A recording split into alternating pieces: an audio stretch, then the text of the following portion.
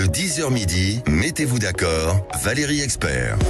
Bonjour à toutes et à tous, heureuse de vous retrouver pour une nouvelle semaine, lundi 29 septembre, pour commenter l'actualité avec aujourd'hui Jean-Claude Beaujour. Bonjour, vous êtes avocat, président du Forum Transatlantique, Éric Revel, journaliste, bonjour éditorialiste Valérie, à Sud Radio. Bonjour, on vous retrouve dans le Grand Matin Sud Radio de Patrick Roger et nous attendons Andrea Cotarac, porte-parole du RN, il est en train d'arriver, et Alex Darmon, journaliste politique qu'on retrouve sur sa chaîne de débat Les Indécis sur YouTube. On va revenir sur la condamnation de Nicolas Sarkozy avec de nombreuses réactions, de nombreuses déclarations. On va en reparler dans un instant. Sébastien Lecornu, lui, ne cède rien au PS. Pas de taxe Zuckman, pas de retour sur la réforme des retraites, pas d'ISF. Alors comment ça marche? Comment va-t-il faire?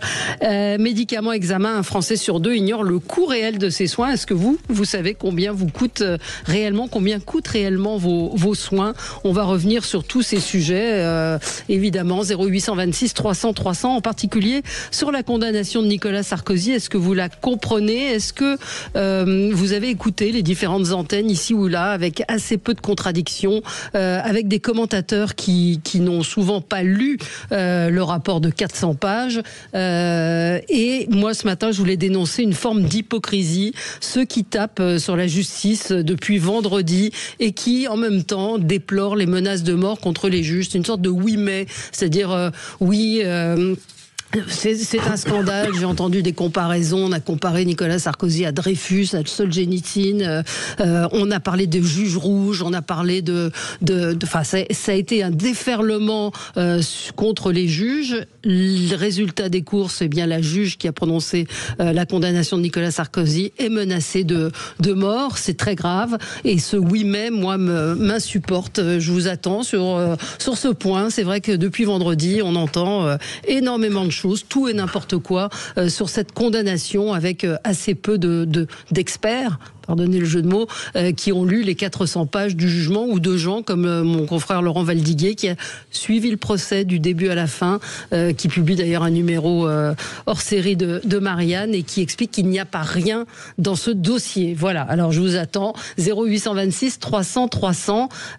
Olivier est en ligne avec nous. Bonjour Olivier. Oui, alors bonjour. Vous n'êtes pas d'accord avec moi, je pense. Non, pas du tout. Pas du tout, parce que on sait ce que Nicolas Sarkozy a fait de bien pour la France. On a tout effacé. On a même retiré sa Légion d'honneur et tout. C'est un scandale. Mais juste avant de vous laisser poursuivre, il aurait tué quelqu'un. On lui aurait retiré sa Légion d'honneur.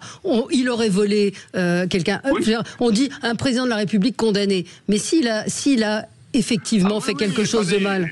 Mais allez-y, je vous le... Qui n'est pas justiciable. Le problème, c'est que à l'heure actuelle, il n'y a aucune preuve matérielle qu'il soit coupable. C'est comme Jubilard qui est en prison. Il y a des présomptions, un faisceau de présomptions, mais on n'a aucune preuve. Le gars, il est en prison. Je trouve ça anormal. Et je trouve surtout anormal qu'une juge qui a mené une campagne depuis 2012 contre Nicolas Sarkozy soit toléré pour juger Nicolas Sarkozy. C'est invraisemblable, ça. La Cour de justice, elle aurait dû dire non, toi tu peux pas. On dirait, vous savez, ça me fait penser à quoi? Aux arbitres sur un match de foot. Ils décident du sort ah ben tiens, on met un penalty. Mais il n'y a pas penalty. Non mais moi je dis qu'il y a penalty, il y a penalty. Eh ben là c'est pareil, elle condamne, elle ne devrait pas avoir le droit d'avoir jugé. Mais Nicolas Sarkozy avait des avocats.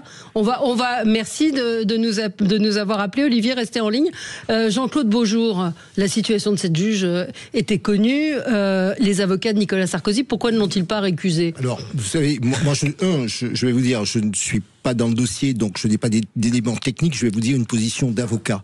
La deuxième chose, c'est que vous avez très bien fait de préciser que beaucoup de gens n'ont pas lu l'intégralité du jugement, moi compris, parce que ces 400 pages de jugement depuis jeudi soir ou vendredi, je crois que c'était vendredi, j'ai vraiment pas eu le temps de lire, et il faut lire en général un jugement. Une chose que je peux vous dire, la première chose, c'est que ces avocats auraient pu récuser le ou les magistrats dont ils estimeraient qu'il y aurait eu une sorte de conflit d'intérêts. Pour faire simple, ils ne l'ont pas fait pour des raisons que j'ignore. Et attention, les avocats n'ont pas forcément commis d'erreurs. Ils ont peut-être estimé que les critères n'étaient pas remplis. Je ne sais pas. Ce que je peux vous dire, lorsque votre auditeur dit la Cour aurait dû dire non, cette juge ne peut pas juger. J'entends bien. D'ailleurs, elle aurait elle-même pu dire je refuse ce dossier. Donc, dans les deux hypothèses, c'était possible. À l'évidence, ça n'a pas été le cas.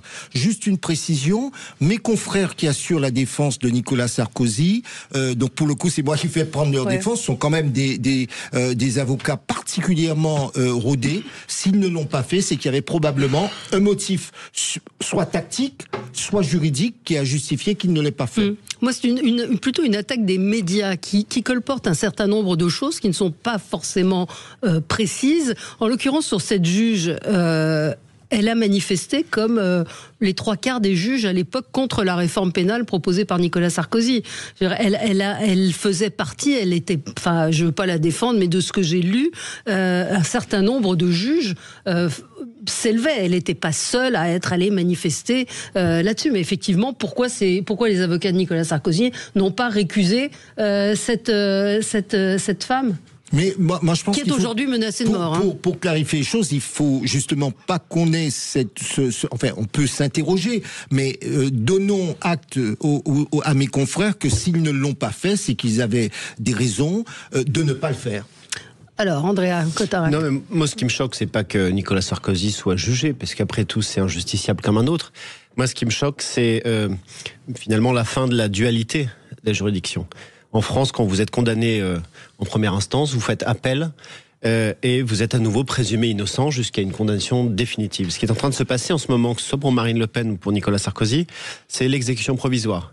C'est-à-dire qu'on a des juges de première instance, j'ai l'impression, qui savent que les justiciables vont faire appel et donc potentiellement annuler leur décision et se disent de toute façon vous allez aller en prison tout de suite. De toute façon vous serez pas éligible pour les prochaines élections avant même votre appel. Je pense que c'est assez dangereux. C'est assez dangereux en général. Maître va peut-être en parler sur ce plateau, mais la loi Guigou, je prends le cas pénal. Elle a instauré un appel après la cour d'assises, c'est-à-dire pour des crimes. C'est-à-dire qu'un justiciable a le droit à un appel. C'était une avancée dans le droit. Aujourd'hui, j'ai l'impression qu'on va vers l'arrière, qu'on recule, qu'on marche à reculons et finalement qu'on essaye d'effacer tous ces progrès juridiques. Et la deuxième chose, j'ai entendu, vous avez parlé des médias, j'ai entendu moi Mediapart. C'est quand même eux qui sont à la base de tout. Ils ont lancé ces procédures sur la base d'un faux quand même. Un faux. Le document était faux. A priori. Non, mais selon le jugement. Dans le jugement, il y a écrit a priori. A priori. Personne ne va les voir. Et d'ailleurs, j'ai vu comme il patinait, puisque dernièrement, Monsieur Arfi est intervenu sur un plateau de télé en disant « Pensez-vous aux victimes ?» Alors on se dit « Mais quelles sont les victimes ?» Les familles de l'attentat du décédé du TA. Est-ce que ça a à voir quelque chose avec l'élection présidentielle ? Je ne suis pas sûr. Bien sûr. C'est le fondement même de... Je ne suis pas sûr que les victimes de l'attentat de Monsieur Kadhafi sur cet avion en Écosse a quelque chose à voir avec l'élection présidentielle de 2007. Alors pardonnez-moi, c'était pas l'Écosse, c'était en 89. 89, c'était pas l'Occuby. C'était pas l'Occuby, c'était en Afrique. Voilà, c'est juste ça. Que ce soit en Afrique ou en Écosse, pardon, c'était dans les années 80. Oui, mais ça n'a strictement rien à voir. C'est comme si vous allez voir, vous faites un crédit à Monsieur Fourniret. Je dis n'importe quoi, pour acheter une voiture, et derrière vous dites pensez-vous aux victimes de Monsieur Fournier a été condamné pour ça. Moussi, en l'occurrence. Non, mais c'est Monsieur Senoussi. Et j'ajoute un point. Vous pouvez pas dire que ça j'ajoute un point.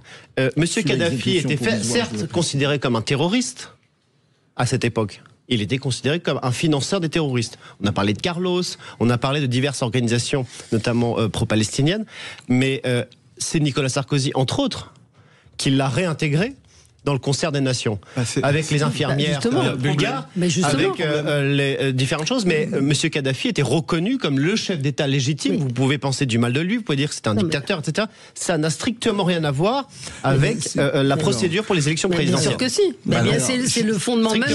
Juste, est-ce que je peux répondre techniquement sur l'exécution provisoire? Là encore, pour que les choses soient claires vis-à-vis de nos auditeurs, moi, j'ai plutôt été un partisan de Nicolas Sarkozy. J'avais fait sa campagne en 2007, pour que les choses soient claires. Sur le plan technique, donc je vais répondre sur le plan technique.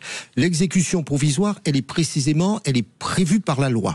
Et c'est vrai que l'exécution provisoire peut être un contournement du double degré de juridiction, de la présomption d'innocence, mais elle a tout d'abord été prévue par la loi, c'est-à-dire par le législateur. Et lorsque nous sommes un certain nombre à dire attention lorsqu'on écrit un texte, parce qu'après il y a des revers, on est typiquement dans l'hypothèse. Et c'est vrai que là, c'est une hypothèse difficile parce qu'il s'agit du président Sarkozy, mais je peux vous dire que l'exécution provisoire, elle n'est pas accordée simplement dans ces 2 ou 3 cas. Vous savez, elle est très fréquente. 85% des cas. J'ai lu des gens qui sont condamnés. Mais je peux vous dire, ça va des condamnations. Effectivement, vous partez en prison alors même que vous avez fait appel. Je peux vous dire que ça va de l'entreprise qui pourrait avoir à payer X centaines de milliers d'euros et qui risque de mourir si elle doit les décaisser avant l'appel. Donc oui, c'est un sujet et je regrette qu'effectivement que ça ne vienne qu'à cette occasion. Donc oui, il vaudrait encadrer plus strictement l'exécution provisoire, mais ce n'est pas spécifique à ce dossier en particulier. On continue ce débat, 0826 300 300. Vous êtes nombreux à juger que cette condamnation est scandaleuse. On va y revenir avec vous. 0826 300 300 sur Sud Radio. À tout de suite. Sud Radio, le 10h midi, mettez-vous d'accord, Valérie Expert. On est ensemble avec vous sur Sud Radio jusqu'à midi. On revient sur la condamnation de Nicolas Sarkozy, 0826 300 300. Yann est en ligne avec nous. Bonjour Yann. Oui, bonjour Valérie. Bonjour. Alors, on vous écoute.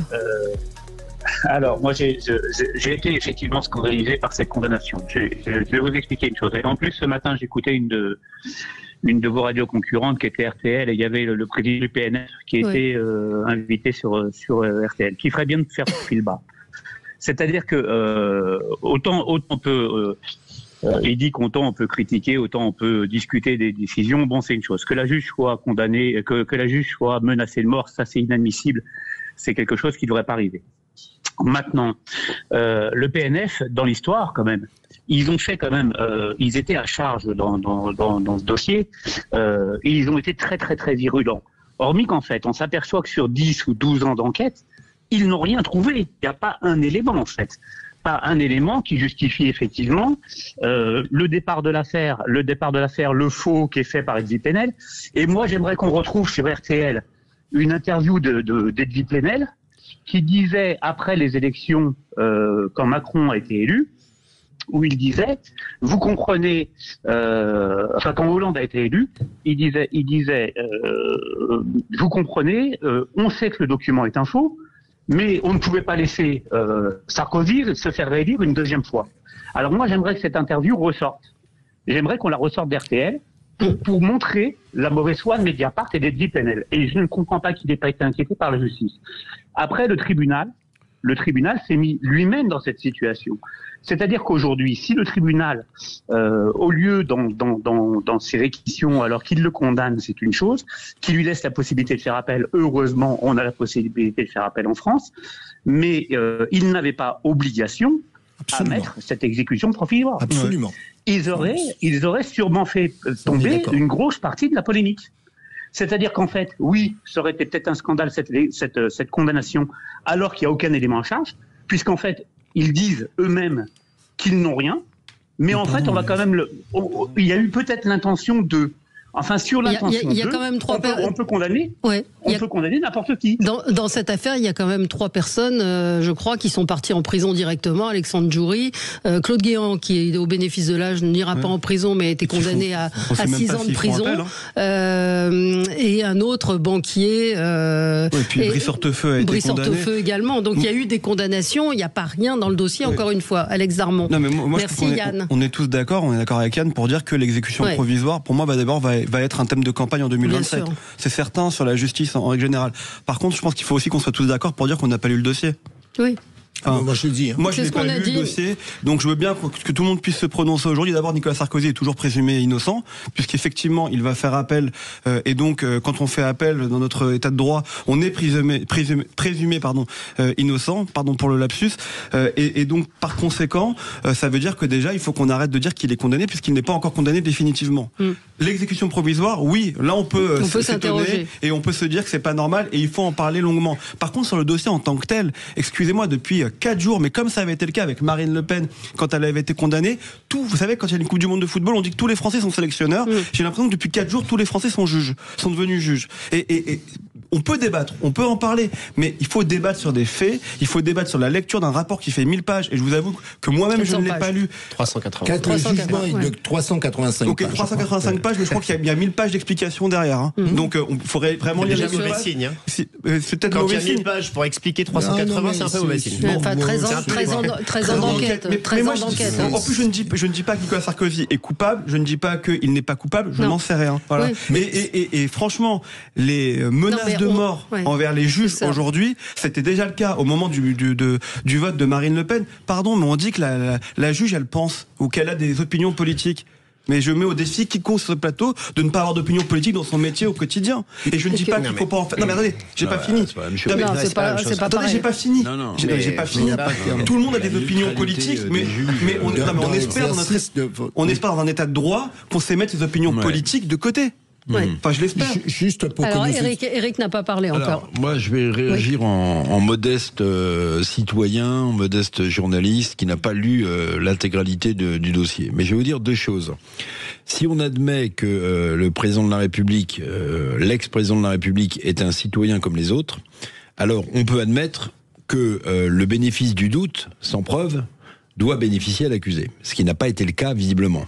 On peut souligner que les 3 principaux chefs d'accusation gravissimes, pacte de corruption, financement de partis politiques, ont été abandonnés. D'ailleurs, j'imagine par quelle émotion de montagne russe Nicolas Sarkozy et Carla Bruni, qui étaient présentes avec ses fils, sont passés, parce qu'ils entendent que les chefs d'accusation les plus graves sont abandonnés. Ils se disent, alors lui, il se dit, puisqu'il le revendique, mon honnêteté est reconnue, et paf, il se prend un truc qui s'appelle l'association de malfaiteurs, qui est quand même, et là on est un expert avec Jean-Claude, qui est quand même le concept du droit pénal le plus flou, le plus fourre-tout. C'est ce qu'on a dit. Vous voyez, si on est amis, Valérie, et que je suis un trafiquant de drogue, comme vous me connaissez, qu'on a déjeuné, on a dîné, etc., vous pouvez être accusé d'association de malfaiteurs, simplement parce que on aurait imaginé que comme vous m'avez côtoyé, vous n'êtes pas étrangère à mon business. Donc j'ai trouvé ça un peu léger. Et puis oui, l'exécution provisoire pose quand même un problème de fond, même si c'est l'Assemblée nationale qui l'a voté. Vous avez raison. Je vais préciser, mais attendez, réitération. Absolument. C'est ce que réitération. Il n'est pas candidat à la présidentielle comme il le dit dans le JDD, donc il ne va pas éventuellement rechercher un financement pour sa campagne. Délit de fuite. Quel délit de fuite bon. Donc si vous voulez, il y a un sujet. Je rappelle que le judiciaire n'est pas un pouvoir mais une autorité. C'est comme ça que c'est désigné. On parle d'autorité judiciaire. Or, j'ai le sentiment, dans le cas de Marine Le Pen, bon, Nicolas Sarkozy, c'est encore autre chose, j'ai le sentiment que l'autorité judiciaire devient de plus en plus un pouvoir judiciaire. Et puis, on le cite souvent, mais il faut le redire, parce que si un homme de droite disait ça aujourd'hui, on l'accuserait d'être anti-magistrat. Mais François Mitterrand avait expliqué, avait conceptualisé le fait que les juges avaient tué la monarchie et qu'ils tueraient bientôt la République. C'est un homme de gauche qui le disait. Bon, si un homme de droite avait dit ça, on dirait vous êtes populiste, vous êtes... Bon, je pense qu'il y a un vrai sujet. Eric, voilà. Je pense qu'il y a un vrai sujet au-delà du cas de Nicolas Sarkozy. Juste une précision, et j'allais simplement redire, parce que ça n'était peut-être pas assez clair tout à l'heure, qu'effectivement, l'exécution provisoire est prévue par le législateur, mais elle n'est pas automatique, et que le critère classique, c'est que le risque de réitération du délit présumé ou le risque de fuite est avéré. En tout cas, le tribunal a le sentiment qu'il y a un risque. Donc c'est dans ce cas, il est indiqué que le tribunal a recours à l'exécution provisoire. Or, ça ne tient pas debout dans le cas de Nicolas Sarkozy. Ce qui est évidemment... Mais ce n'est pas l'argument apparemment de la magistrate. La magistrate n'a pas parlé de ça. Elle a justifié en disant que c'était des faits extrêmement graves et que...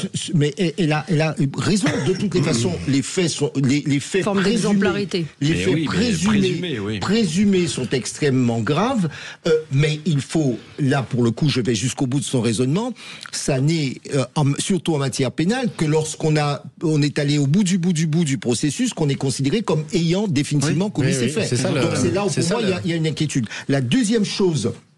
Effectivement, vous avez raison de dire que l'association de malfaiteurs est un peu fourre-tout.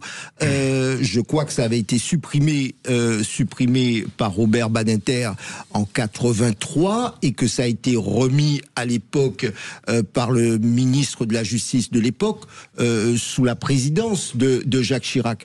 Alors, à l'époque, il s'agissait de lutter contre le terrorisme, contre le grand banditisme, et on pouvait le comprendre. Et je reviens à un débat qu'on a souvent sur ce plateau.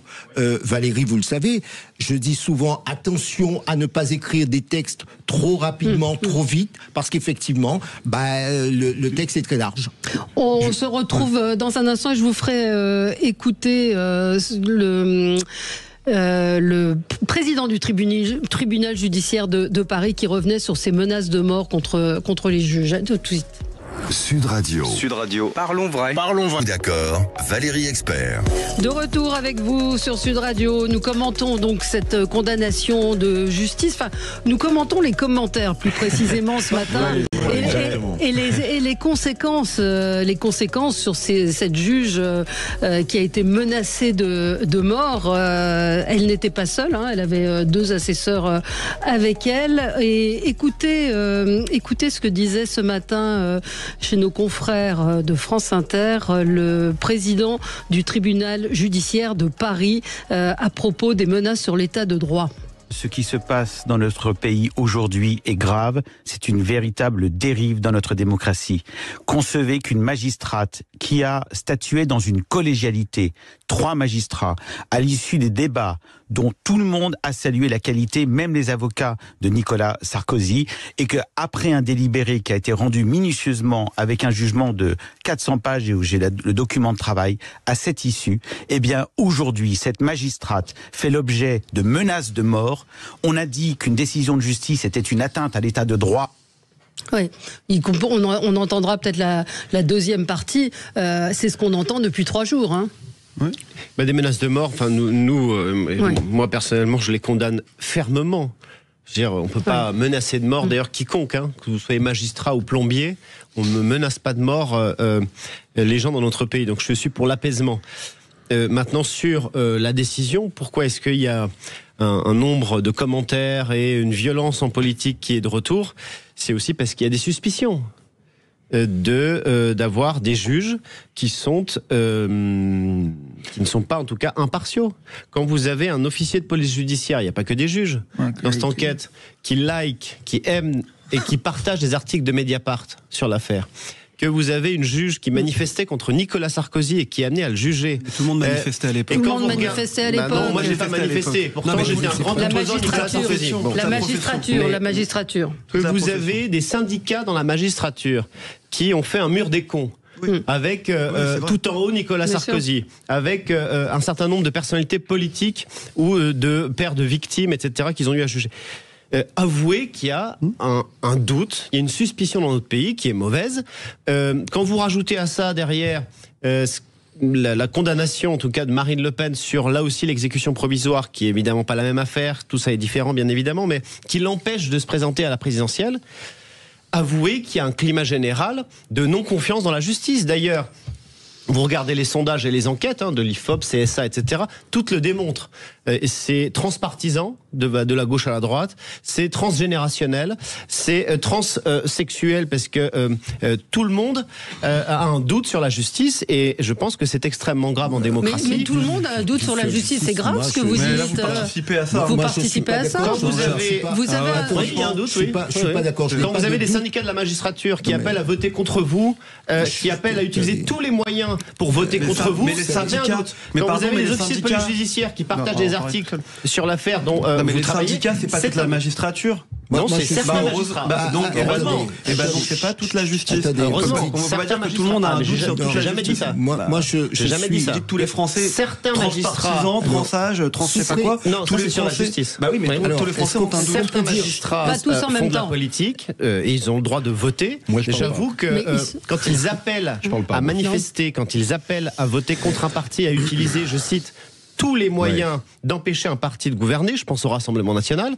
Eh ben oui, ça. Mais pardon, il faut dire la réalité. Il faut dire la même chose de la CGT dans ces cas-là. Il faut dire la même chose des syndicats de policiers. Vous avez été jugé par la CGT, non, monsieur ? Non, mais attendez, c'est une question. Alors, est-ce que Eric peut parler ? Je termine juste là-dessus sur les syndicats. Pourquoi vous dites pas la même chose des syndicats de police quand ils appellent à voter pour certains partis politiques ? Ils sont amenés à juger. Et la police, ils sont amenés à faire respecter l'ordre. La police est amenée à faire respecter l'ordre. La justice, c'est le symbole et le reflet c'est un deux poids, deux mesures permanent. Mais après, vous avez un appel, vous êtes jugé par un autre tribunal. Oui. Mais sauf si vous allez en prison entre-temps et que vous arrivez les menottes à l'appel, alors, quand vous êtes un homme politique, pardon, ça pose un problème. J'ai toujours été frappé par le fait que le juge d'instruction instruit et juge. Il y a quand même l'idée que ce serait mieux d'avoir un juge de l'instruction, vous voyez. Déjà, à mon avis, ça... Mais si vous voulez, sur le fond, quand même, Valérie, évidemment qu'on ne peut que condamner ces menaces. Il n'y a même pas de sujet. Enfin, le président de la République aurait dû d'ailleurs monter plus vite au créneau qu'il ne l'a fait avec un tweet hier soir, parce que le syndicat de la magistrature d'ailleurs lui demandait. Bon, qui représente que 30% des magistrats dans ce pays. Mais sur le fond, je vais vous dire, qu'est-ce qui se passe ? Et les magistrats sont pas exonérés de ça. C'est que la société française dans laquelle on vit, pour des tas de raisons sociales, économiques, effondrement de l'autorité, est en proie à une violence absolument incroyable. On parle de menaces sur des magistrats, mais Valérie, il y a aussi des journalistes qui sont menacés dans ce pays, des chroniqueurs qui sont menacés, qui sont protégés par la police. La personne ne monte au créneau. En fait, on a le résultat alors appelez ça l'ensauvagement pour reprendre un terme un peu sympathique, mais en réalité, la société française a basculé dans une violence tout terrain, et les magistrats ne sont pas exclus. Et Andrea Cotta a raison sur un point essentiel. Je regardais des sondages. On peut le regretter, mais c'est comme ça. Il y a une défiance de 60%, je crois, 65% des Français vis-à-vis de la justice. C'est comme ça. Alors vous allez me dire, oui, il y a des médias qui alimentent, mais c'est pas que ça, si vous voulez. C'est que les Français, et on peut les comprendre, quand vous allez être condamné pour 2 ans de prison... ou pour 3 ans, ou pour 4 mois, tiens, j'ai ça en tête, 4 mois avec sursis pour un délit majeur, et que les supporters de Nicolas Sarkozy voient que pour une association de malfaiteurs, ou éventuellement l'hypothèse il est condamné à 5 ans de prison ferme, ils sont pas des techniciens, ils sont comme moi, ils se disent, mais c'est quoi cette justice ? Voilà, c'est ça, il faut raisonner, il faut raisonner à notre niveau, au niveau des citoyens, pas au niveau des techniciens. Est-ce qu'on pourrait pas faire le contraire, c'est-à-dire expliquer aux citoyens comment ça fonctionne, plutôt que de dire il faut raisonner comme les citoyens ? Pardonnez-moi. Absolument, vous avez raison. Oui, maître, mais si vous voulez, nous on est des justiciables, on connaît pas la technicité. Donc on se tait, Eric. Non, mais c'est un peu comme si je vous disais, les journalistes doivent avoir mon mode de raisonnement. Vous allez me dire, dans notre profession, les choses fonctionnent comme celle-là. Moi, je vais vous dire 2 choses. La première, lorsque vous dites que les Français n'ont plus confiance dans leur justice, alors évidemment, malheureusement dans cette affaire, on fait un sondage à un moment donné, les gens, il y a une émulation, les gens est dans l'émotion. Mais moi qui suis avocat, je vais vous dire, la justice c'est quasiment le dernier rempart. Les gens viennent vous dire, nous venons vous demander justice. Et parfois même quand on leur dit qu'un procès ne servira à rien, ils veulent que la justice se prononce. Et vous verrez, parce qu'il faut dépasser. Parce que sinon c'est justice privée. Non, mais c'est pas ça. On n'est pas encore là. Non, mais on n'est pas encore là. C'est pour moi, je réfute ce que vous êtes en train de dire, parce que vous regardez que toutes les actions en responsabilité, en matière civile, ont explosé. Pourquoi les gens vous disent besoin de justice ? Et le deuxième, et je m'arrête là-dessus, le problème qu'on peut effectivement regretter, absence d'harmonisation des décisions, donc c'est vrai qu'il y a un vrai travail, mais on ne peut pas dire que la justice, que plus rien ne va dans notre pays. Oui.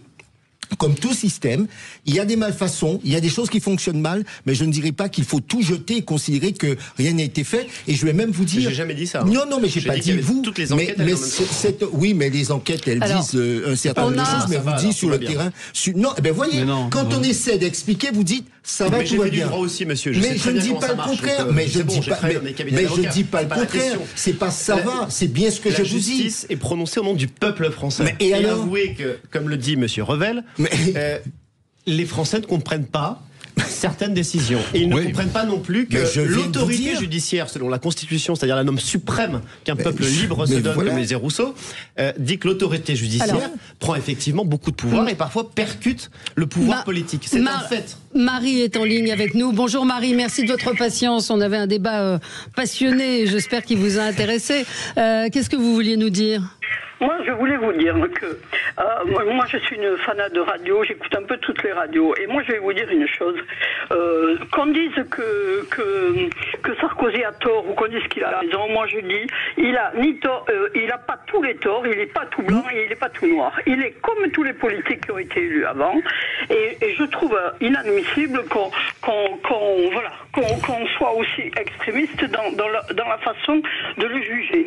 De toute façon, moi je suis grand-mère, je suis mère, et moi je vais vous dire une chose, il y a des choses tellement plus graves, tellement de soucis qu'on se fait pour nos enfants, quand on voit ce qui se passe, quand on voit les crimes qu'il y a, et quand on voit le temps qu'on passe à la radio à parler de Sarkozy, il a tort, il a raison, machin. Moi je dis, tous ils ont magouillé pour être élus, tous. Et moi je vais même aller plus loin. Quand j'ai entendu le jugement, il y a quelque chose qui m'a traversé l'esprit. Alors vous allez dire que je suis peut-être un peu tordu, j'en sais rien, vous allez me répondre. Eh bien moi je me suis dit, tiens, ils ont dit qu'ils pouvaient être graciés.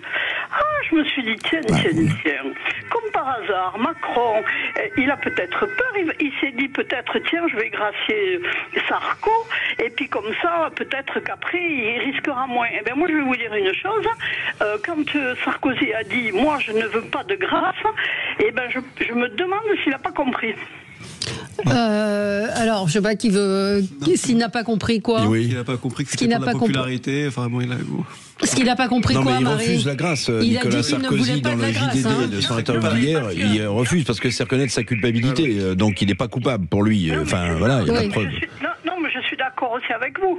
Non, mais bon, moi je vais vous dire, je suis sûr qu'il n'est pas tout blanc et qu'il n'est pas tout noir, et qu'il y a des choses plus importantes à débattre sur les radios que cette affaire-là, parce que des risques pour nos enfants, nos petits-enfants, des crimes, des problèmes, il y en a 10 000, à passer du temps à la radio, plus important que ça. Voilà. Bon, merci Marie d'être intervenue. Alors, on essaye de parler aussi d'autres sujets, mais c'est vrai que c'est un événement important malgré tout dans la vie politique du pays. Non, c'est pas une première. Ce week-end, j'étais avec des président, t'as Louis XVI et Pétain. Oui. Ah ben non, mais là c'est un tremblement de terre quand même de la 5e République. C'est vrai que ça fait parler. J'étais à Madrid à une réunion d'avocats hier et j'ai surtout été interrogé sur cette affaire. Sur cette affaire. Mais moi j'ai juste une question même plus sur le fond.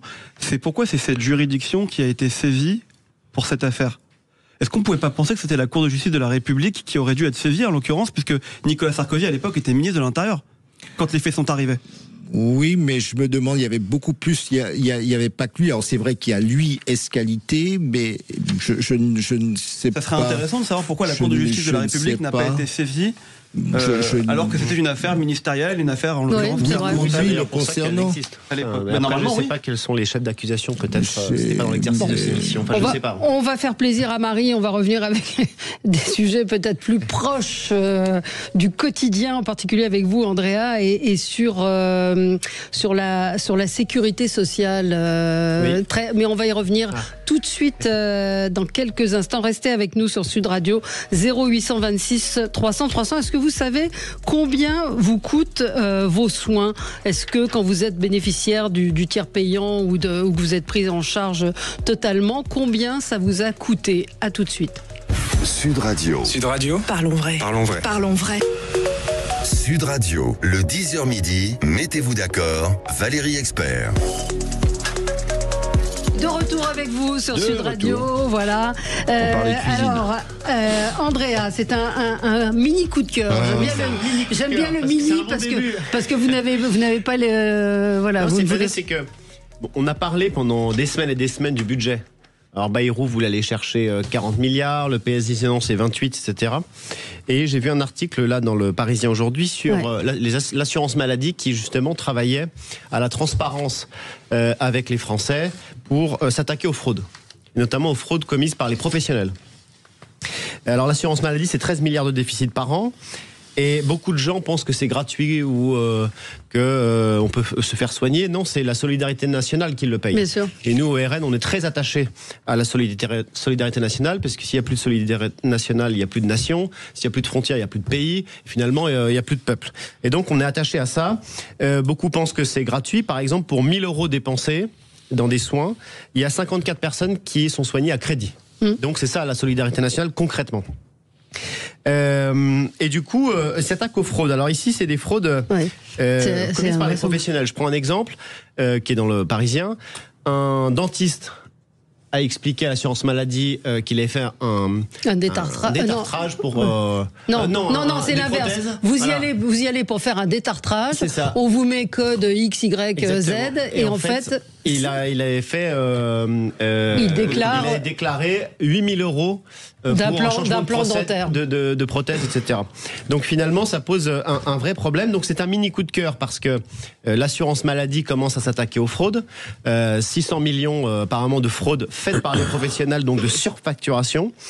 Et je dis que le chemin est encore long.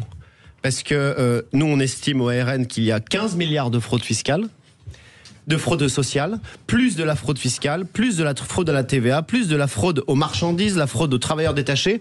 La Cour des comptes nous explique que juste sur la fraude sociale, la fourchette haute, c'est 30 milliards d'argent qui part en fumée. C'est-à-dire d'argent cotisé par les Français, cotisé par les travailleurs, cotisé par les chambres d'entreprise, qui part en fumée.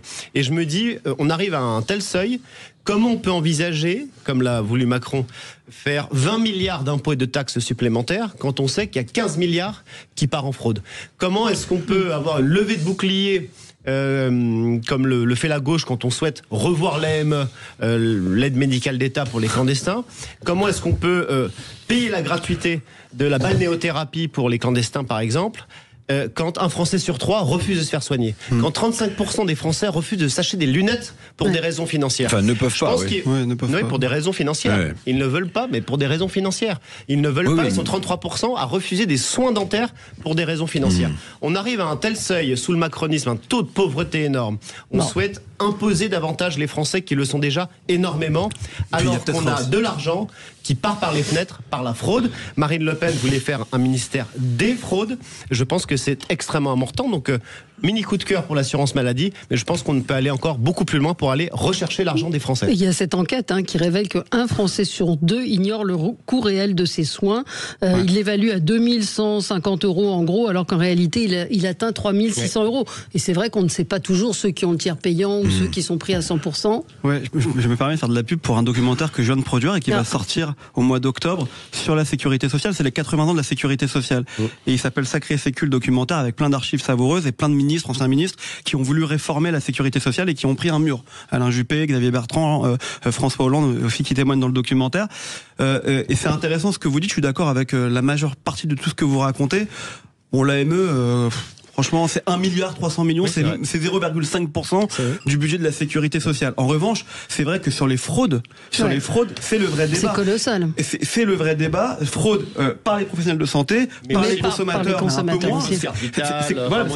Il faut quand même le dire, c'est quand même majoritairement les professionnels de santé qui fraudent notre système de sécurité sociale. Et ça va être, c'est ce qui en ressort en tout cas des entretiens qu'on a eus, le grand débat de 2027, c'est comment, parce qu'il y a les fraudes, mais comment financer un système qui aujourd'hui n'arrive plus à se compenser. Il y a aussi ça. Et malheureusement, vous avez, et c'est très bien expliqué, une pyramide qui s'inverse entre le nombre d'actifs et le nombre de retraités, et qu'aujourd'hui on n'a pas réfléchi à comment faire en sorte de rééquilibrer tout ce système. Oui, c'est très juste. Juste 2 chiffres, parce que faut qu'on se rende compte concrètement dans quelle situation est la sécurité sociale. Parce que vous parliez de solidarité nationale. Le déficit attendu pour cette année est de 22 milliards d'euros. la dette accumulée par la sécurité sociale est de 180 milliards d'euros. Ce qui fait dire à Pierre Moscovici qu'on est peut-être en face d'une crise de liquidité. Je rappelle ce que c'est qu'une crise de liquidité à la Sécu, c'est qu'on vous renvoie votre feuille de soins, ma chère Valérie, bien que vous ne soyez pas malade, mais voilà, on vous renvoie votre feuille de soins en vous disant, Madame Expert, peut-être qu'on vous remboursera dans 15 jours ou 3 semaines, parce que pour l'instant on n'a pas d'argent. C'est ça une crise de liquidité. Donc évidemment, si on veut que cette solidarité nationale perdure, il faut prendre des mesures et s'attaquer. Alors les fraudes, c'est une évidence, mais il y a peut-être aussi une remise à plat, pardon, il faudra peut-être aborder le sujet un jour, de la protection sociale généralisée dans ce pays, parce que, comme vous le dites, dès l'instant où vous avez des retraités qui vivent de plus en plus vieux, et tant mieux pour ma génération, et qui vont donc avoir besoin de soins, notamment remboursés par la sécurité sociale, et que vous avez de moins en moins de gens qui cotisent comme salariés, comme actifs, ben on voit bien que le système de solidarité hérité de la Seconde Guerre mondiale, qu'on appelle le système par répartition, les générations actuelles cotisent pour celles qui sont parties à la retraite, n'est plus viable. N'est plus viable. Alors, où on acceptera de mettre de la capitalisation, où on acceptera de moins rembourser, mais le système ne peut pas tenir comme ça. Il faut que les Français le comprennent vraiment. Là, j'ai pas un positionnement politique. J'ai un positionnement économique. Oui, c'est de l'économie pure et simple. Mais c'est vrai. Alors, est-ce que vous irez voir sur votre compte Amélie si effectivement c'est là où il y a peut-être un petit bémol à mettre sur le système mis en place par l'assurance maladie, qui va vous envoyer un mail pour vous dire ce qui a été remboursé, et vous devrez cliquer sur le bouton remboursement, signaler un remboursement suspect. Mais je pense que ça, c'est déjà une bonne chose, parce qu'effectivement, nous ne savons pas forcément ce que coûte, et j'entends beaucoup dire qu'il n'y a pas de solidarité en France, et on l'a rappelé ici déjà, sur les 2400 milliards de produits intérieurs bruts, il y a 880 milliards de solidarité. Donc il n'y a pas rien. Il y a encore des choses à revoir. Alors sur la question des fraudes, vous voyez, on y revient tout à l'heure à la justice, parce qu'au fond, effectivement, il faut que nous allions vers une société où on va lutter massivement contre la corruption. Toute forme de corruption, parce que précisément, c'est insupportable. Quand vous cotisez, quand nous payons des impôts, c'est vrai que sur le principe, quel que soit, Alex disait, tel budget, c'est 1,3, c'est marginal. Et je suis d'accord que ça peut être marginal. Mais sur le principe, c'est insupportable. Et donc, oui, il faut arriver à lutter contre la corruption de manière plus massive. Deuxièmement, on revient au fait que la justice va devoir faire son travail, parce que derrière, il faudra sanctionner. Donc oui, il faut une justice plus efficace pour que les fraudeurs soient sanctionnés et ceux qui y participent. Et d'une manière générale, au-delà de la notion de corruption en tant que telle, moi je suis frappé de voir que dans certains dossiers me disent, je le vois bien au département droit social du cabinet, je vois qu'il y a des gens des salariés qui quelquefois se font donner des congés de maladie entre guillemets, qui sont parfois de complaisance. Il faut aussi le dire, parfois de complaisance. Donc ça a un coût, tout cela. Oui. J'ai juste 30 secondes, je suis très heureux, parce que vous voyez, sur ce plateau, grosso modo, on est tous d'accord avec la solidarité nationale. On a eu 2 personnes qui ont parlé justement du financement. L'inversion de la pyramide des âges, etc. Le déficit, Monsieur Rebel en a parlé. La justice, vous venez d'en parler, pour sanctionner les fraudeurs. Il y a un dernier point, c'est l'efficacité politique. C'est-à-dire que Monsieur Attal avait commencé à aller chercher, notamment sur les fausses cartes vitales, l'argent. L'efficacité, c'est 0, parce qu'il a réussi simplement à reprendre 6% de l'argent volé. Donc vous voyez, le dernier finalement, la dernière case qu'il faut remplir, c'est surtout l'efficacité politique. On ne fait jamais une évaluation des politiques qui sont menées, on ne fait jamais une évaluation des choses qui lancent. Donc, mais Gabriel Attal, c'est une sorte d'artiste politique. Vous voyez, il a tellement virevolté de ministère en ministère qu'on n'a pas le temps de tirer le bilan de son précédent ministère, qu'il est déjà ailleurs. Donc, si vous voyez, ça s'appelle de la communication, non? Il y a une question en marge qui s'adresse peut-être à vous, Eric. C'est Stéphane qui dit, mais comment pourquoi est-ce qu'on a, par exemple, un fonds de soutien à la Palestine alors que la sécurité sociale est dans le trou? Alors, évacuons peut-être l'idée de la Palestine, mais c'est vrai qu'on nous annonce des soutiens à l'Ukraine.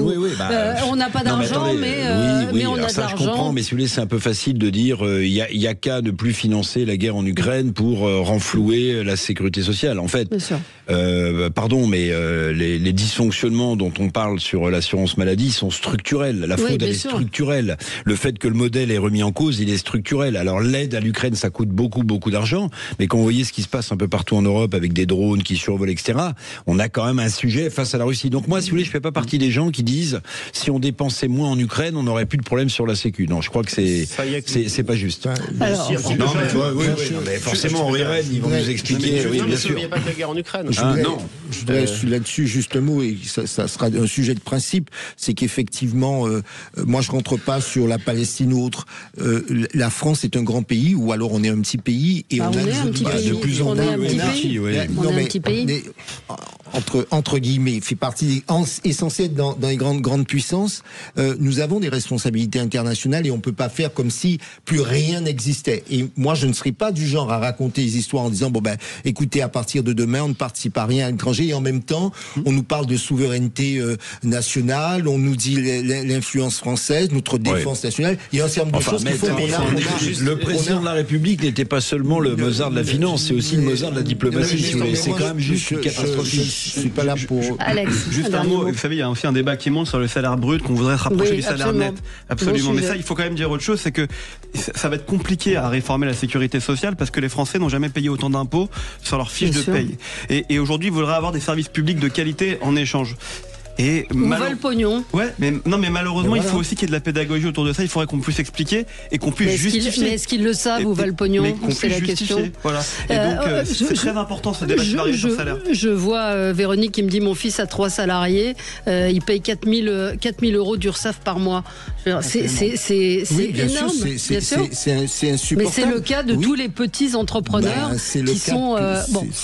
On aura Thierry en ligne justement qui veut nous parler des dépenses de santé. À tout de suite. Sud Radio, mettez-vous d'accord, Valérie Expert. Sud Radio, le 10h midi, mettez-vous d'accord, Valérie Expert. Avec vous sur Sud Radio dans ce 10h midi, mettons-nous d'accord. On était d'accord sur la Sécu, il y avait un point d'accord. On débat avec Alex Darmon, journaliste politique. On vous retrouve sur votre chaîne Les Indécis, c'est sur YouTube. Andrea Cotarac, porte-parole du Rassemblement National. Jean-Claude Beaujour, avocat, président du Forum Transatlantique, et Éric Revel, journaliste, éditorialiste à Sud Radio. On vous retrouve dans le grand matin Sud Radio. Je sais que vous ne loupez jamais aucune de mes chroniques, les éditos. Vous me le dites souvent quand on se voit ensuite. C'est important. L'expert m'écoute. Oui, je vous écoute. Absolument. Une auditrice. Voilà. Au moins une auditrice. Non, les auditeurs sont nombreux sur Sud Radio, sur la chaîne YouTube. Vous nous écrivez également sur notre Facebook. Et on a Thierry en ligne, alors qu'il voulait revenir sur le sujet que nous évoquions, à savoir est-ce que les Français connaissent réellement le prix de leur santé. Bonjour Thierry. Bonjour à tous. Bon, alors, qu'est-ce que vous travaillez dans le médico-social, c'est ça? Voilà, moi je suis éducateur, je suis dans le médico-social et aujourd'hui, je m'aperçois que je peux pas me soigner. Je suis en épuisement total, je suis en burn-out. Ouais. Et je peux pas me soigner parce que je perds de l'argent.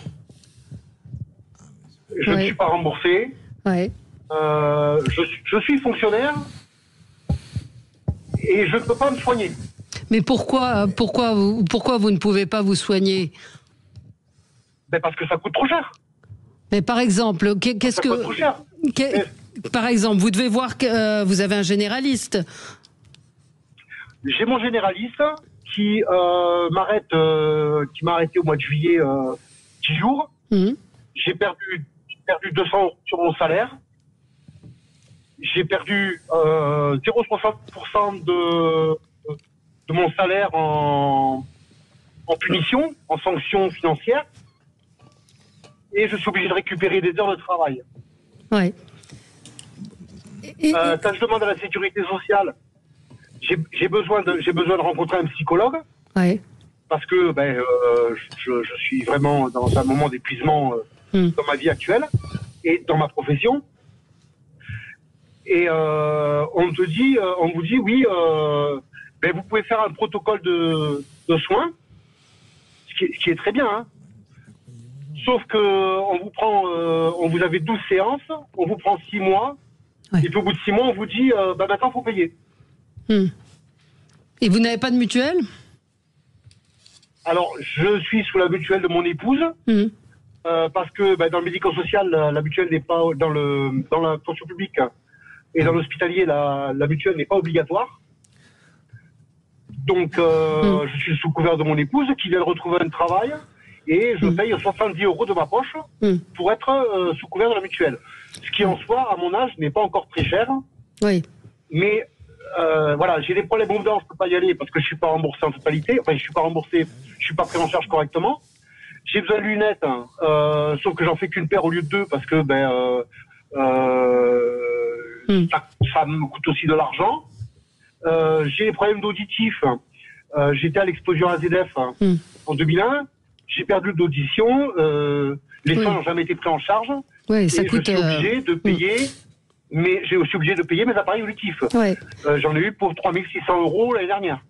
Alors, peut-être, oui, c'est compliqué. Après, effectivement, la santé coûte cher, tout n'est pas pris en charge. C'est sûr que, pareil, une auditrice me dit, j'ai remplacé j'ai dû avoir des soins dentaires, appareillage, 1100 €, 983 à ma charge, je ne peux pas. Donc il y a aussi cet aspect-là des choses qui fait que pour les Français c'est pas toujours évident de se faire soigner.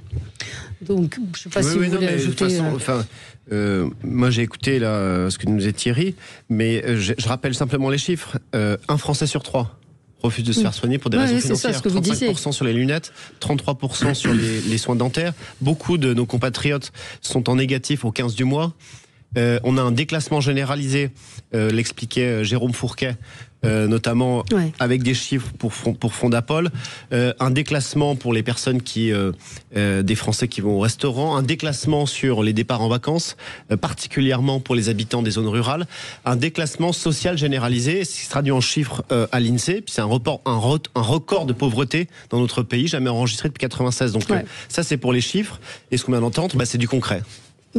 On va passer à votre coup de gueule, Eric, là aussi, dans les choses qui ne fonctionnent pas très bien et qui sont assez...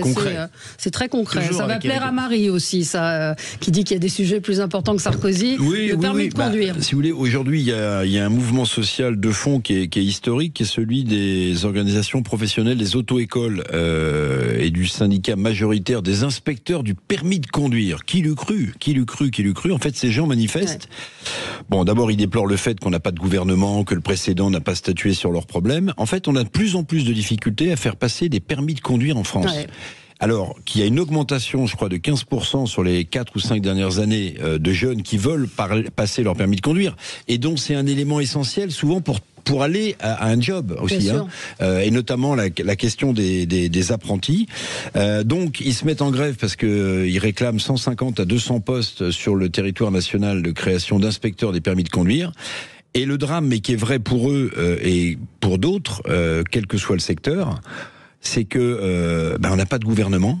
Alors peut-être qu'on en aurait un mercredi, si j'ai bien compris. Vendredi, moi j'ai lu. Non, alors vendredi, on n'a pas de cap. Le président va être au Danemark. On a un effondrement quand même du couple exécutif. Pardonnez-moi, le président de la République est ailleurs et le Premier ministre est nulle part. Enfin, sauf dans des consultations, mais les Français comprennent pas ce qui se passe. Donc vous avez plein de revendications qui sont en train de croître. Et celle des inspecteurs du permis de conduire, c'est pas rien, parce que ça concerne beaucoup de gens. Il y a 8 mois d'attente, j'ai vu. Oui, 8 mois d'attente pour passer un permis de conduire. Vous avez aussi le cas, par exemple, de ces jeunes qui ont fait de la conduite accompagnée, voyez, qui veulent passer leur permis une fois qu'ils ont l'âge de le passer, et en fait on leur dit vous le passerez plus tard, voyez. Donc en fait tout ça est embolie. Il y a une embolie généralisée dans ce pays, et cette affaire des inspecteurs du permis de conduire est pas à prendre à la légère, parce qu'en fait encore une fois il y a plein de territoires où les transports en commun sont pas suffisants, et où pour aller à son job il faut son permis de conduire. Et un des problèmes des apprentis dans ce pays qui travaillent en région, c'est que il leur faut un logement, c'est compliqué, et que il leur faut souvent un permis de conduire pour aller au job, pour aller dans l'entreprise. Mais ce que je vois, c'est qu'il manque aussi du personnel dans les auto-écoles. Oui, bien sûr. Bien sûr. Dans le Cher, le délai pour passer le permis a doublé en 5 ans. Et donc ça pénalise les étudiants qui effectivement ont des études, qui doivent se déplacer. Donc ils sont en grève aujourd'hui, les inspecteurs. Ils sont en grève et on manque de personnel, parce que franchement tenir une auto-école aujourd'hui en France c'est très compliqué. Sur les coûts de structure, sur les coûts de développement, sur la rémunération des des professeurs. Je peux vous dire qu'à Paris ou dans les grandes villes, vous avez beaucoup d'auto-écoles, mais qu'elles ont du mal à s'en sortir. Et par conséquent, c'est un peu le même exemple que la médecine. Dans les zones un peu plus franches et un peu plus blanches, vous avez de moins en moins d'auto-écoles, alors que c'est là qu'on en a vraiment besoin, que les gens ont vraiment besoin de passer leur permis de conduire pour aller travailler. Et donc, il y a un vrai sujet. C'est pas la première fois qu'ils manifestent. Alors, ça faisait longtemps qu'ils l'avaient pas fait. Moi, j'ai vu que c'était historique. Oui, c'est la première fois. Autant avec une telle mobilisation, effectivement. Mais vous savez, la profession est en train de prendre un virage absolument incroyable parce que ça touche, y compris les auto-écoles, la digitalisation. Maintenant, vous avez les auto-écoles, en fait, qui vous donnent rendez-vous à tel endroit, qui n'ont pas pignon sur rue. Alors, je vais pas citer les marques, qui sont en fait des auto-écoles digitalisées. Vous rentrez dans une voiture, vous pouvez passer votre code à la poste ou ailleurs. Donc, en fait, cette profession, au-delà du fait qu'elle manque de personnel, elle est sur un turning point. J'emploie le terme exprès. Elle est sur un point de bascule parce que son métier est en train de challenger par le digital et par l'intelligence artificielle. Donc c'est une remise en cause totale du modèle aussi. Une réaction d'un auditeur à propos de la santé, c'est un petit peu... il nous dit, c'est un médecin, il dit les Français n'ont aucune idée du tarif, même si la note figurait en bas du bulletin de sortie de l'hôpital, ça ne changerait rien. L'ubérisation et l'amazonisation, en référence à Amazon, de la société où l'on veut tout de suite et parce qu'on y a droit, c'est ancré dans les esprits. Par contre, quand l'hôpital public sera mort et que la médecine libérale à l'américaine sera au premier plan, là, ils vont se rendre compte du coût de la santé, mais ce sera trop tard. Et il dit merci à Sarkozy et à la réforme, effectivement, de l'hôpital qui avait été pensons quand même à ces généralistes qui touchent 30 €, je crois, depuis la modeste augmentation des visites et qui peuvent pas passer plus de 7 minutes parce que pardonnez-moi, il faut aussi faire de l'abattage de la clientèle parce que vous avez des frais fixes dans votre cabinet. Alors ça peut paraître très grossier de parler d'abattage, mais quand on vous paye 30 € après 12 ans, 15 ans d'études, et que vous avez des frais de structure, une assistante à payer, oui, les médecins, ils passent 7 minutes avec leur clientèle, alors qu'avant, le médecin de famille, c'était autre chose. Ils vous connaissaient avant même, ils savaient ce que vous aviez avant même que... Maintenant, vous savez ce que font les médecins? Ils balancent, vous allez faire un IRM, parce qu'ils passent que 7 minutes avec vous. Vous allez faire un IRM, pas tous. Non, mais attendez, moi j'ai quelques médecins qui me disent, si vous saviez le nombre d'IRM qui sont comment dit-on, prescrits par des médecins, parce qu'en fait ils n'ont pas le temps ni de palper, ni 7 minutes, paf, allez, on sait pas trop, faites un IRM, on aura le cœur net. Oui, mais ça c'est aussi une charge pour la Sécu. Bien sûr. On se retrouve dans un instant et on continuera notre tour de table, puis on va parler également de Monsieur Lecornu et de son... vous avez des nouvelles? Ce week-end, il a quand même dit qu'il ne céderait pas, en gros, aux propositions, aux exigences du PS. À tout de suite. Sud Radio, mettez-vous d'accord, Valérie Expert. Sud Radio, le 10h midi, mettez-vous d'accord, Valérie Expert. Allez, on continue avec vous, Alex Darmon, votre coup de cœur. Toujours très attendu. Voilà. Toujours très attendu. Merci Eric. Merci à tous. On va voir quand même, on va écouter. Non, moi c'est un coup de cœur pour les propos de Monsieur l'archevêque, qui est le patron créateur de cette société Ledge, et un coup de gueule effectivement contre l'ambiance générale autour des patrons et le fait qu'ils disent qu'aujourd'hui il recommande aux patrons et aux jeunes qui viennent le voir de quitter la France parce qu'il estime que la situation pour les entrepreneurs aujourd'hui est dramatique, qu'ils ne sont pas les bienvenus dans leur propre pays, que la réussite, que les ambitions ne sont pas reconnues à leur juste valeur. Et en fait c'est inquiétant parce que c'est une petite musique qui monte depuis plusieurs années maintenant. Moi je trouve qu'elle avait commencé il y a bien longtemps, mais en tout cas vraiment qu'elle s'était accentuée au moment des Gilets jaunes, et que là on est en train de nous expliquer, on en parlait encore il y a quelques jours ici sur ce plateau, qu'il faut taxer encore plus les patrons, qu'il faut vraiment tout remettre à plat, qu'ils ne payent pas assez d'impôts, qu'ils ne participent pas assez à la vie économique du pays. Et donc, je trouve ces propos de la part d'un patron qui a réussi, qui est l'image de la France à travers le monde, en tout cas qui va la devenir très vite, très inquiétante pour les messages qu'on va passer dans les établissements, dans les facultés, dans les écoles de commerce de notre pays, en disant faites vos études ici, mais après partez. Et c'est ça qui est très très grave. Jean-Claude. Moi, vous voyez, ça rejoint quand même ce qu'on se disait tout à l'heure. Vous verrez pourquoi je suis toujours très prudent sur les généralisations. parce qu'on généralise aussi les patrons, les riches, et on oublie que 85% des entreprises sont des entreprises des PME. On oublie que 85% de ces patrons, ils travaillent aussi dur et sont loin d'être riches, vivent très mal. Eux aussi ont des problèmes à se faire soigner parce qu'on est plus dans l'entreprise qu'ailleurs. C'est 85%. C'est qu'on fait aussi fonctionner un pays qui, quelles que soient ses difficultés, globalement, regardons ce qui se passe ailleurs. Donc oui, j'ai envie de dire à ceux qui disent les patrons, les riches, tous ceux qu'on doit jeter à la mer, regardez ce qui se passe autour et surtout basta, quoi, parce que si tous ces gens-là ne travaillaient pas, le pays ne fonctionnerait pas. Ne fonctionnerait pas, on s'en rend pas compte. Et le problème, c'est que précisément tous ces 85% sont trop silencieux.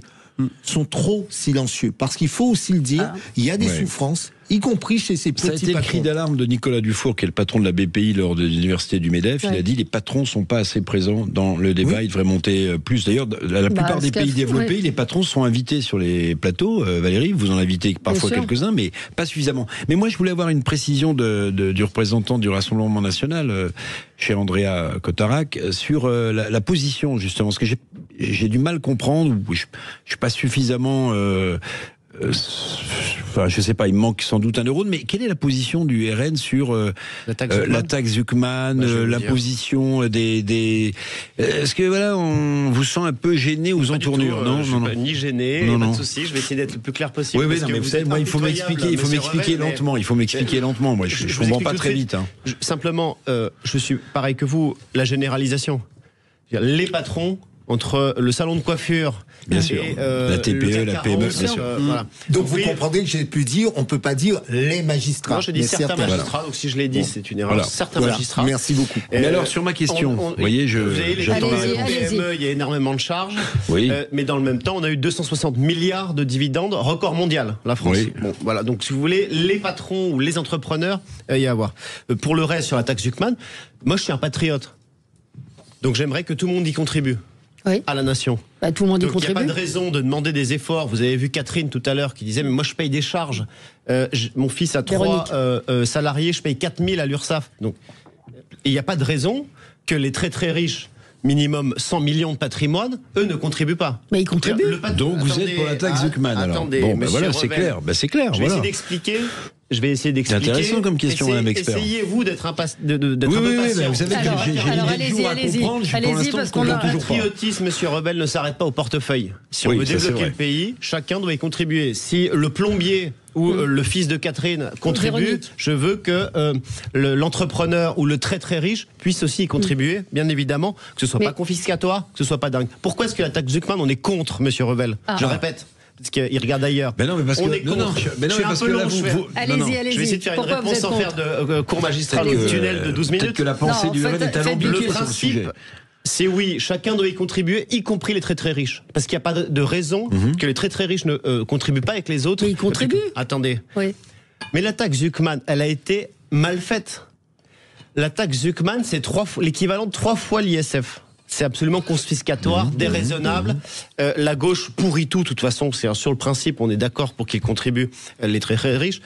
Ça comprend les biens professionnels, donc ça touche à l'entreprise. Bref, tout ça, c'est n'importe quoi. C'est inapplicable, déraisonnable, confiscatoire. Donc il n'y aura pas de taxe Zuckman. Donc vous êtes pour le rétablissement de l'ISF, par exemple. Non, mais vous, c'est votre position. Je ne demande pas ce que Sébastien Lecornu va nous pondre. Qu'est-ce que vous... Moi, je veux bien débattre avec vous, mais personne... Non, moi, je suis modeste. Au RN, l'ISF, c'est non. Nous, on se pose des questions, on souhaite, monsieur Revel, créer une nouvelle taxe, puisqu'on n'aime pas ce débat un peu sclérosé entre la droite qui dit chassons les fonctionnaires, pas d'impôts pour les très très riches, et la gauche qui dit vive les fonctionnaires, il faut plein d'impôts partout parce que nous on est un peu plus subtil. Vous êtes en tête pour le Rassemblement national. Nous on veut faire l'impôt sur la fortune financière, c'est-à-dire faire l'exact inverse de ce qu'a fait Macron.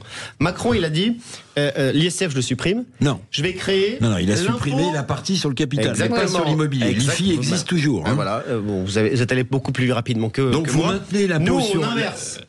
Vous supprimez l'impôt sur l'immobilier. Sur l'immobilier, on supprime. Par contre, sur les dividendes sur les actifs des très très riches, sur les revenus spéculatifs. On a eu des surprofits indus, notamment avec les crises.